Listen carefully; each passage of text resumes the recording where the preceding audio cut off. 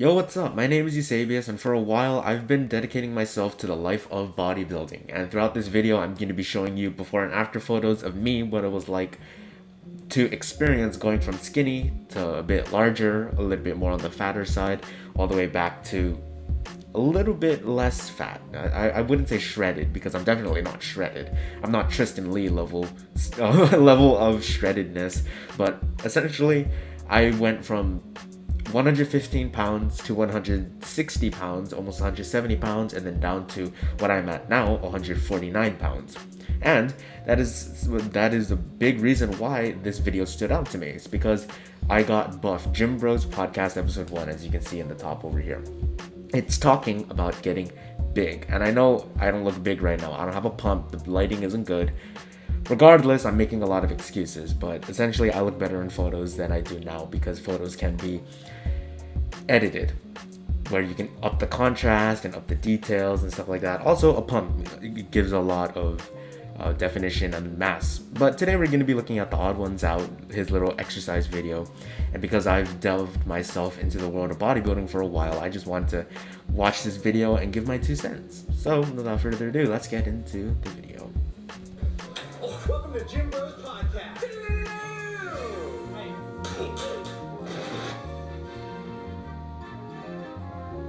So today we're going to be doing like a couple workouts that me and James do 3 times a week. We break down our workouts.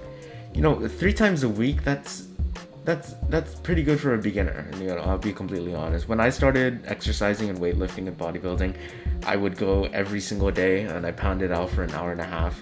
I still do it pretty often. I exercise, I weightlift at least 5 times a week, 5 days a week, and then I also go on active resting days, which means I rest. It's a resting day, so I don't I don't lift weights, but I do other forms of exercise like cardio, walking, running, stuff like that. And I know running's not exactly good for muscle building, but I'm just trying to get a bit more leaner because I got a lot of stomach fat left to shred off before you can see my abs, or all of my abs at least. Push, pull legs, and today we're going to be doing push. That's, bench press. Bench press, overhead press, tricep extensions, mainly focusing on your shoulders, triceps, and chest. That's push. Yeah, I guess I should probably explain what push, pull, leg is. So pushing. It's all the pushing movement. So imagine you're standing against a wall and you're putting your hands on the wall and you're pushing it forward. That equates to not body, but that equates to bench pressing. Obviously, bench pressing straight forward, overhead pressing straight up, and your triceps are going to be working in both of those movements regardless. I mean, even when you're doing a bench press, your front delts are activating a lot to push forward that barbell, no matter how much weight it is. It's working to push that weight forward. Crap, I keep hitting my mic. But yeah, let's continue. Means like all the muscles that involved in like bench press, push-ups, your biceps, your triceps, your shoulders. Pull.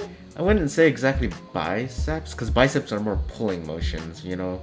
They're more for like they work in movements where you're dragging your elbows behind your body, like a pull-up or a lat pull-down or a cable row, something like that, or a T-bar row if you really want to go away from machines and you want to do a little bit more old-fashioned. You can do a T-bar row, because I know Arnold Schwarzenegger, one of the scenes in his pumping iron video, I guess, one of the things that stood out to me was when he was doing a T-bar row, and you could see like the pain in his face. And when I do T-bar row, the highest I've went up to is 225 pounds, and that's only for 4 reps. This guy's doing 225 pounds for like 12. It's crazy. Is your back and your biceps, and then legs is obviously your legs. So first thing we're gonna do is warm up. TJ, am I good looking? He's getting there. Look at his arms. I'm actually really proud of the progress that he's made. Today, we're gonna show you. Honestly, he doesn't look that bad. He looks like he definitely has a lot of potential. When it comes to people who weightlift, it's always a benefit to be a bit taller and leaner, because the taller you are, the more muscle mass you have. I mean, obviously, you're taller, your body needs to support your weight, your body needs to, find a way for it to keep to make up for your increase of size by increasing your muscle mass and your strength. Taller people are generally a lot more stronger than shorter people. I'm 5'2", almost 5'3", and when at first I was under 120 pounds, and I was very, very weak.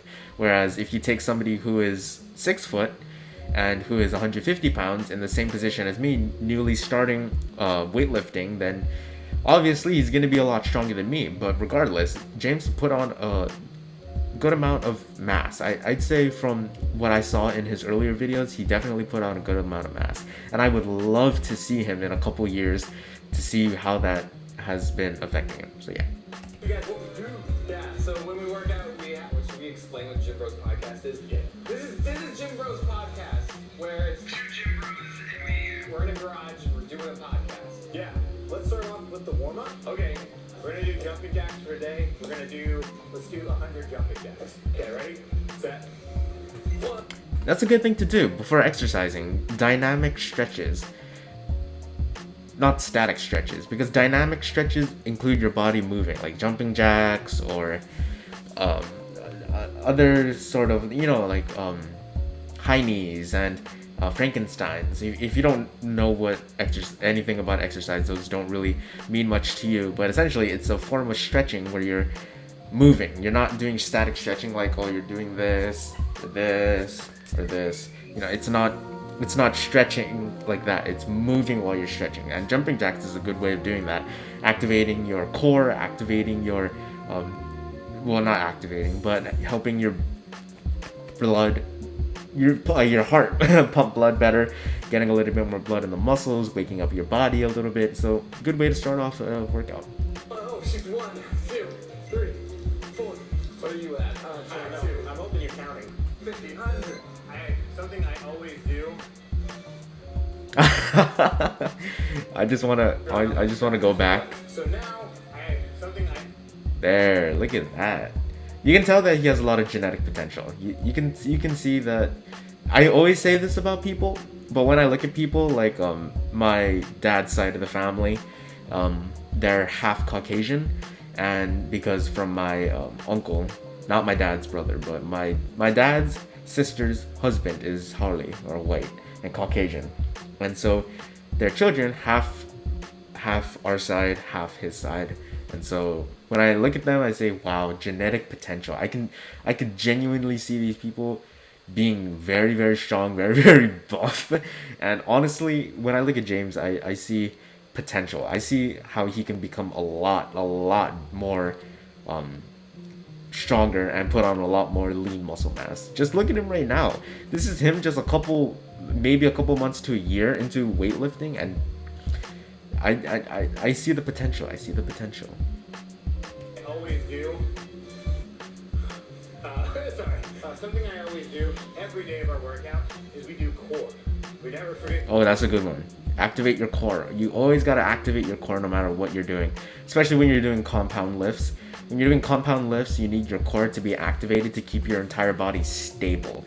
Your core muscles are the kind of muscles that are used to prevent your body from like swinging around or stuff like that. Like for example, when you're doing a pull-up, if you don't activate your core, you're gonna be very loose. It's gonna be a lot harder. When you activate your core while doing a pull-up, you're not only increasing your body's stability, but you're also forcing it to tighten up, to activate those muscles better. Because if you're just lazily hanging from a bar and you try to pull yourself up, that's not gonna exactly go the way that you want it to. It's gonna be a lot harder. So activating your core is a very good idea. No matter what you're doing, always focus on activating your core. And a lot of people do that at the end of their exercise, but you can do it in the beginning of your exercise. It could be literally anything. It could be like jumping jacks. It could be doing a plank maybe, or well, maybe planks are a bit hard to start off with. So maybe you can do other stuff like that. Like go for a walk around,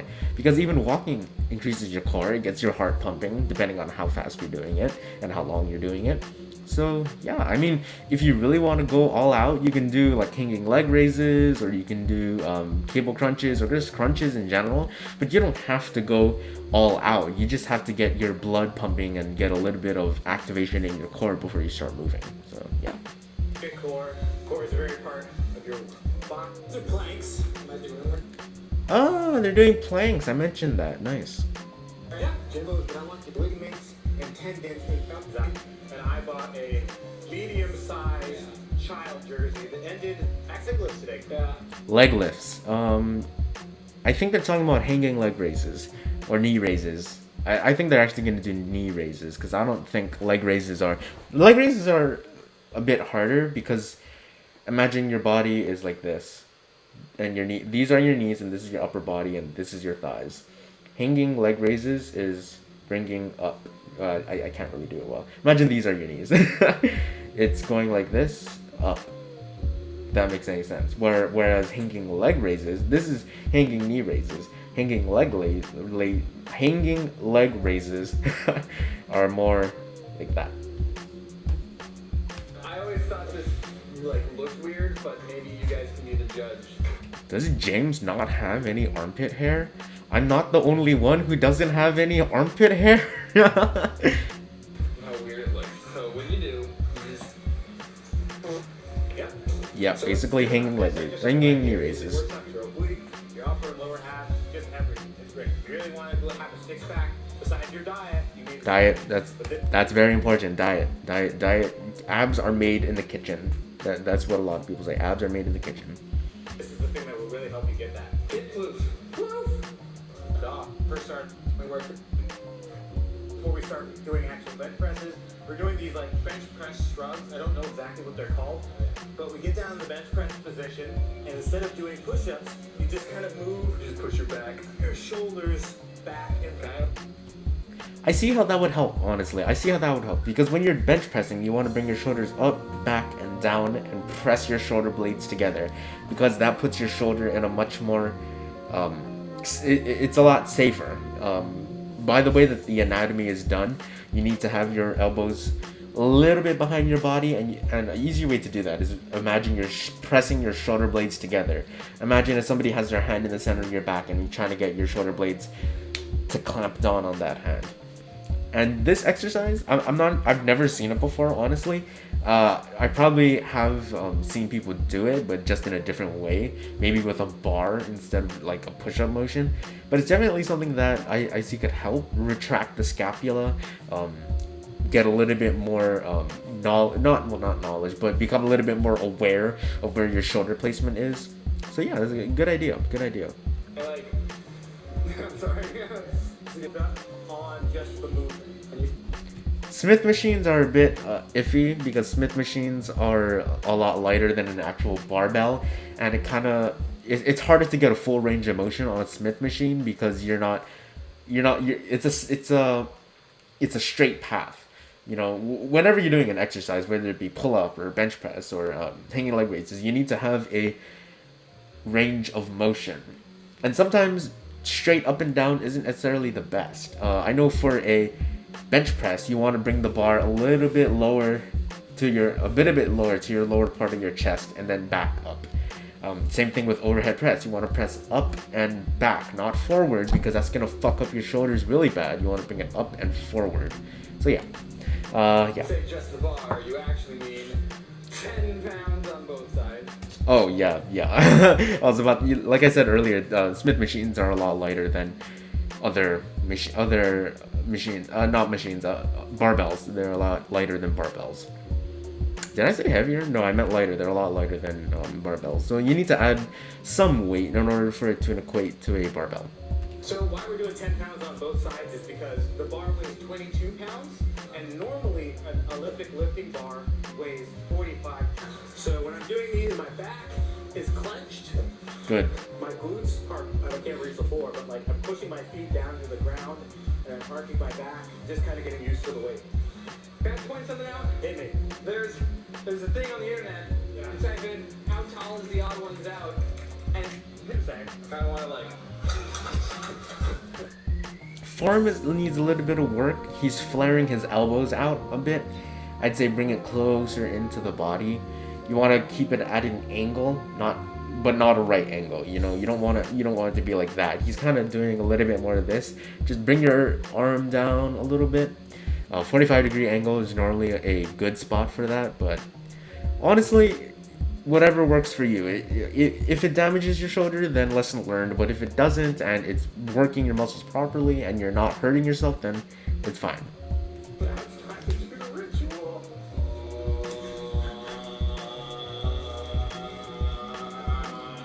That's cultish. I like that, dude. This is easy for James, though. Easy. Lightweight, baby. Lightweight, baby. Lightweight, baby. Everybody want to be a bodybuilder, but nobody want to move some heavy ass weight.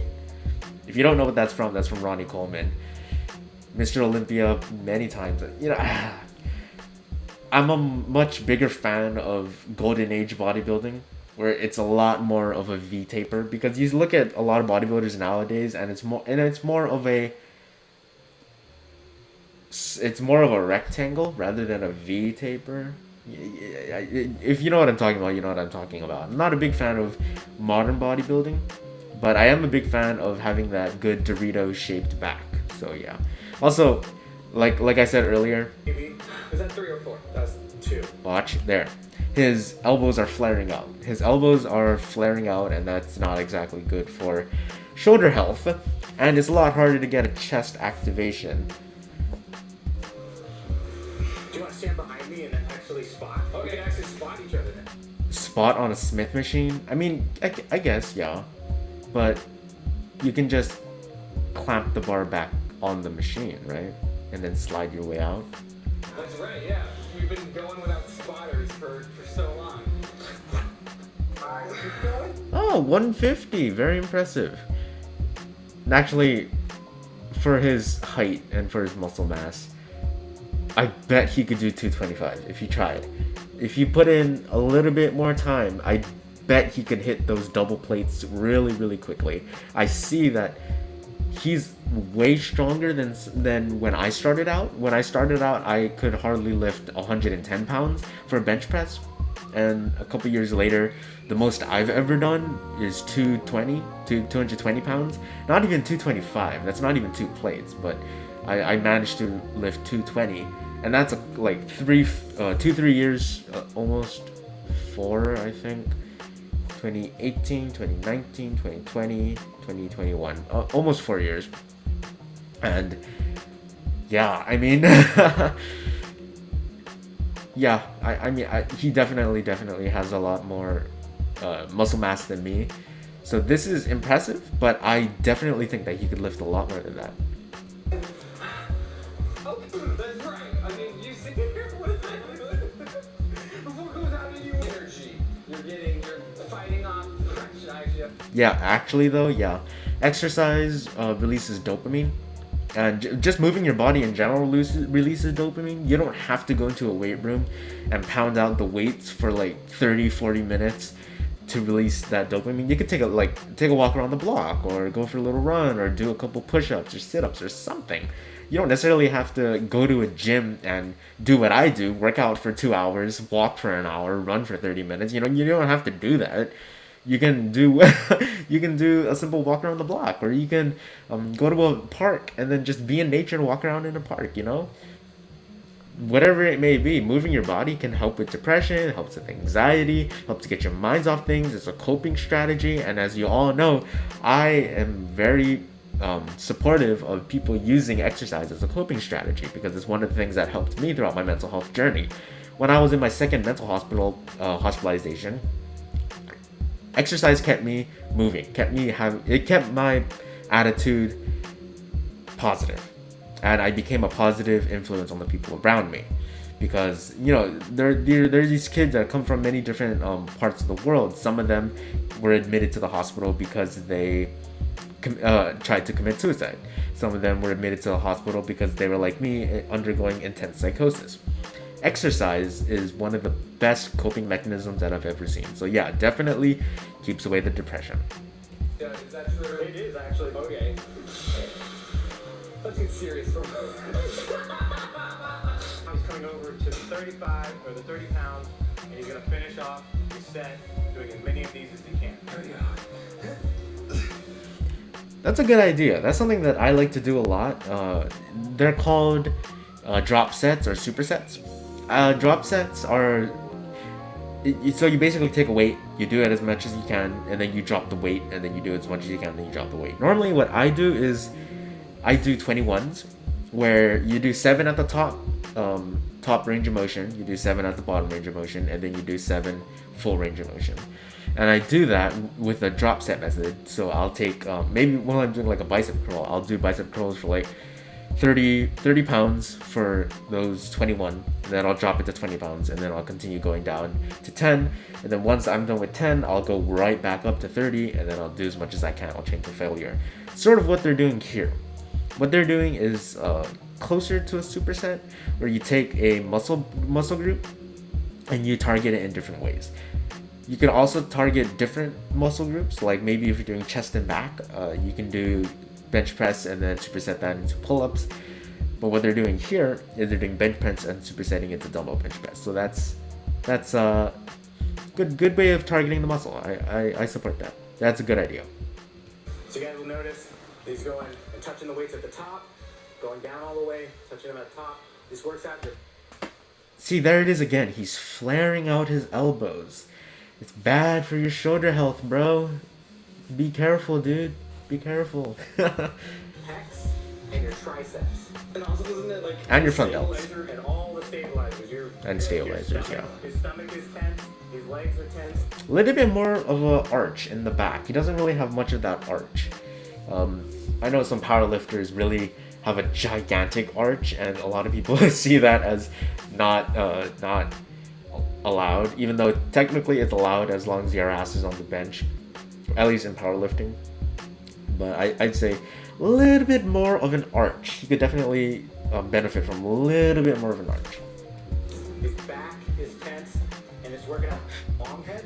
This works out the long head, puts up over your head, and it's really making you work that long head muscle, doing that full tricep extension. To work the long head, I'd say do this, but it's also very important that you have a good mind-muscle connection with your triceps, because when I first started working out, when I would do triceps, like whether it be like a skull crusher or a kickback or a overhead extension, like what James is doing right now, or even a tricep pushdown, I would have a very bad mind-muscle connection with my triceps, and so a lot of the force and a lot of the pressure was on my joints, on my wrist, on my elbow, on my shoulder, and so it's a very difficult thing to do when you have a bad mind-muscle connection. But I think James has a pretty good mind-muscle connection when it comes down to it.